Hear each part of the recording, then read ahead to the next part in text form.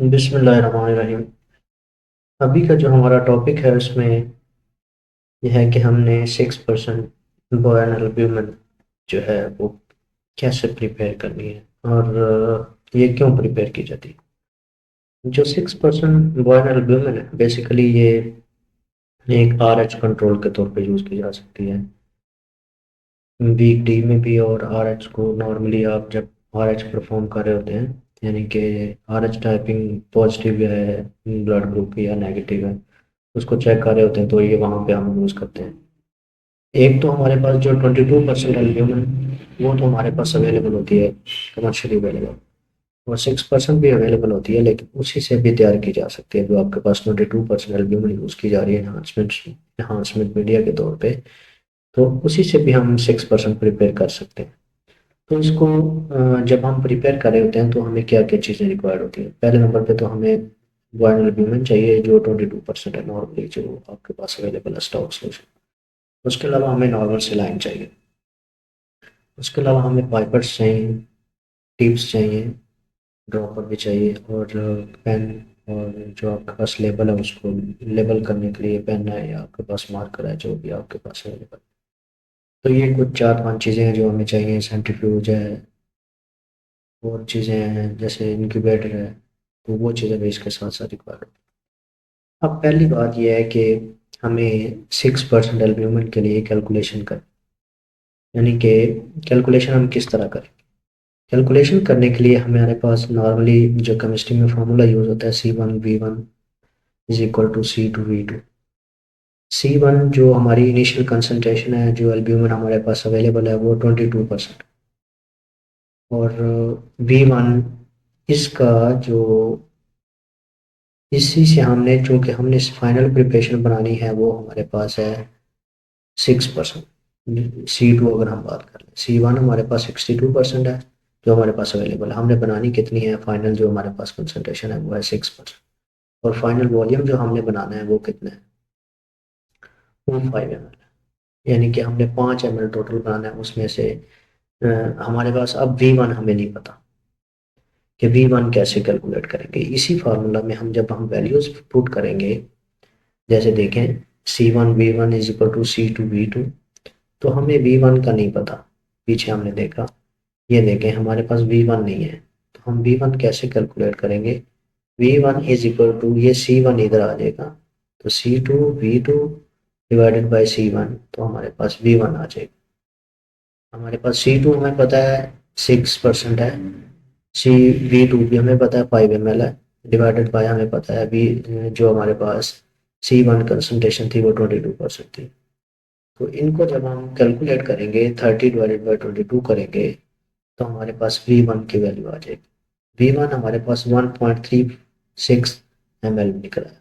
क्योंकि यहाँ पे हमने 5 ml डाला था तो ये भी हमारे पास 5 ml ही होगा यानी कि 1.3 ml के अकॉर्डिंगली होगा। 5 ml नहीं होगा ml के अकॉर्डिंगली होगा 1.34। ऑलमोस्ट ये अगर हम राउंड अबाउट करें तो 1.4 बनता है ml अगर हम डालें। और अगर आपने इसको माइक्रोन में लेना है माइक्रोलीटर में लेना है तो 1364 माइक्रोलीटर। अब हमारे पास V1 भी आ गया। इस फॉर्मूले के अकॉर्डिंग हमारे पास सारी चीज़ें आ गई। अब इसी में से हमने डाइल्यूएंट कितना लेना है। हमारे पास डाइल्यूएंट की हमें वॉल्यूम नहीं पता तो हम डाइल्यूएंट के वॉल्यूम के लिए हमें V2 माइनस V1 करेंगे। V2 हमें पता है हमने V2 5 ml लिया। अगर हम माइक्रोन में लें तो 5000 माइक्रोन बनेगा। और अभी जो हमने V1 बनाया वो कितना है हमारे पास 1364। तो इन दोनों को माइनस करेंगे तो हमारे पास 3636 यानी कि 3.6 ml आपके पास डायलॉन्ट का वॉल्यूम आ। तो डायलॉन्ट का वॉल्यूम हमें क्यों चाहिए। अब इसकी प्रिपरेशन के लिए हमें बेसिकली तो हमने डायलॉन्ट का बनाना है टोटल तो हमने 5 ml बनाना है।